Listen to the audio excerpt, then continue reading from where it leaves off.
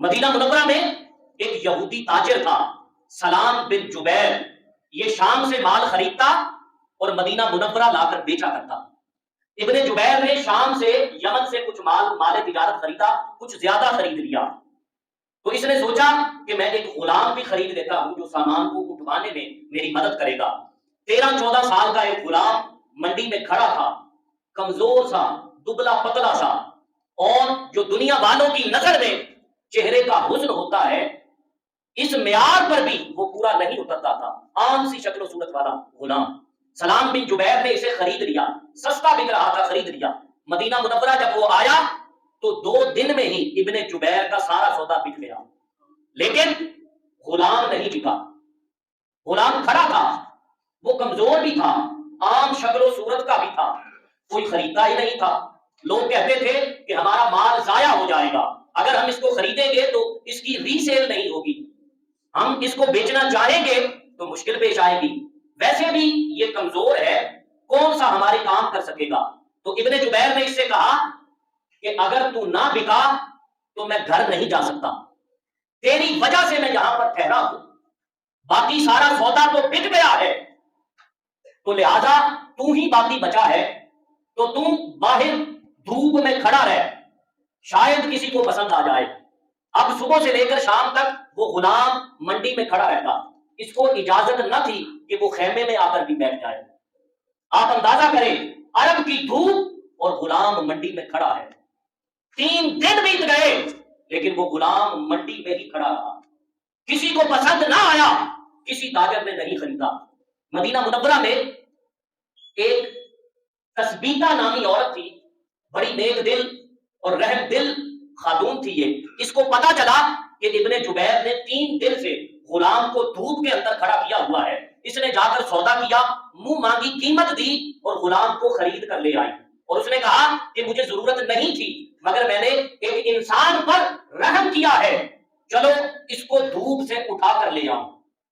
مکہ مکرمہ کا ایک اور تاجر ابو حذیفہ، یہ کئی شہروں سے گھومتا پھرتا سامان بیچتا، مدینہ منورہ پہنچا تو اہل مدینہ نے اس کو یہ سارا واقعہ سنایا کہ جہاں 3 دن سے ایک غلام منڈی میں کھڑا تھا، کوئی اس کو خریدتا نہ تھا، تو تثبیتہ نامی عورت نے اس پر رحم کرتے ہوئے اس کو خرید لیا، ورنہ وہ کمزور بھی تھا اور عام سی شکل و صورت رکھنے والا غلام بھی تھا۔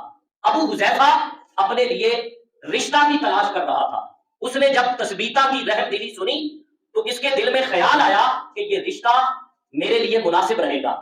اس نے اس عورت کے گھر پیغام نکاح بھیجا، والدین کو پسند آ گیا۔ ابو حذیفہ جیسا تاجر، تثبیتہ کے والدین نے فوراً سے پہلے اس رشتے کے لیے ہاں کر دی، رشتہ طے ہو گیا، نکاح ہو گیا، رخصتی ہو گئی۔ کچھ دن ابو حذیفہ مدینہ میں ہی رہا، پھر اس نے کہا کہ میں مکہ کا رہنے والا ہوں، اور اس نے اپنی بیوی سے کہا کہ چلو مکہ چلتے ہیں۔ بیوی نے کہا ٹھیک ہے۔ اب مدینہ منورہ یہ قافلہ روانہ ہوا، ابو حذیفہ، اس کی بیوی اور غلام کا نام تھا سالم۔ مکہ شریف پہنچے تو یہ وہ دن تھے جب ہمارے آقا صلی اللہ علیہ وآلہ وسلم نے اعلان نبوت فرمایا تھا، اور ابو حذیفہ یہ حضرت عثمان غنی کے دوست تھے۔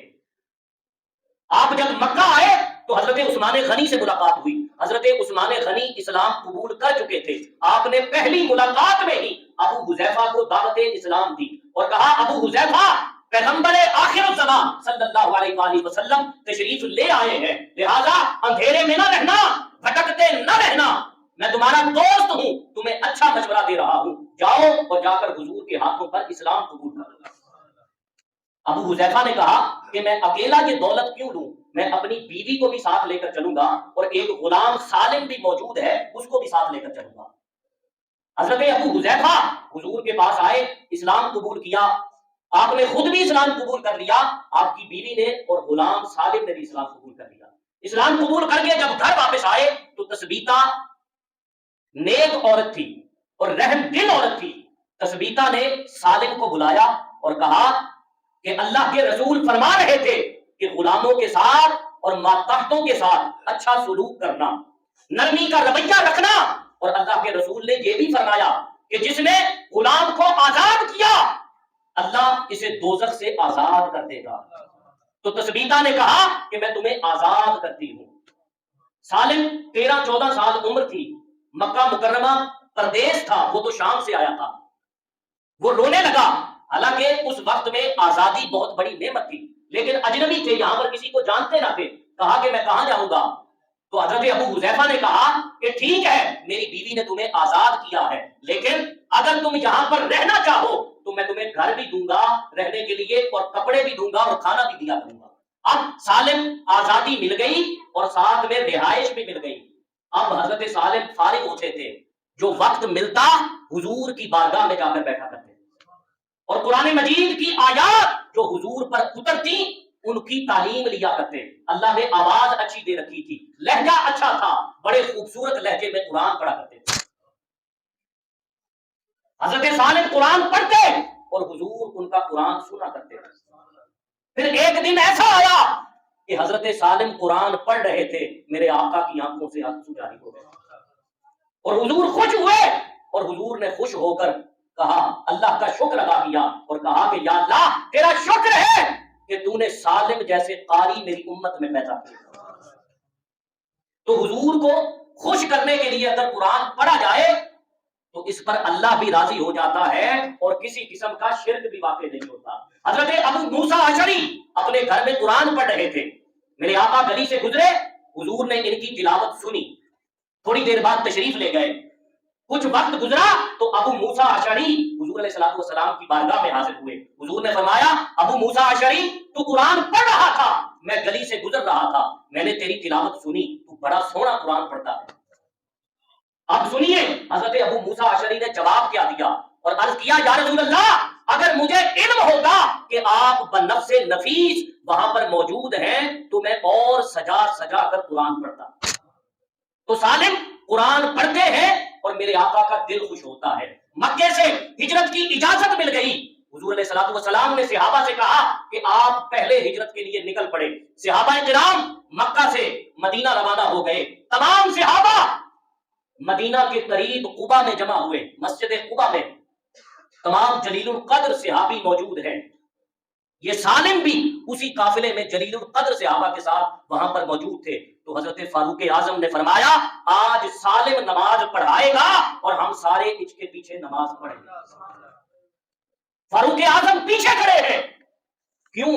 इसलिए कि सालिम कुरान पढ़ते थे तो हुजूर खुश होते थे। हुजूर खुश है तो सहाबा पीछे खड़े हैं। आज सालिम जमात करवाने के लिए मुसल्ला रसूल पर मौजूद है और मुक्तदी पीछे फारूक आजम जैसे जलीलुल कद्र सहाबी है। ये वही सालिम है जो मंडी में खड़ा था तो 3 दिन इसको कोई खरीदने के लिए तैयार न था। तो यहूदी हैरान थे, ये वही सालिम है जिसको कोई खरीदने के लिए तैयार न था। आज सालिम को कितनी इज्जतें मिल रही हैं।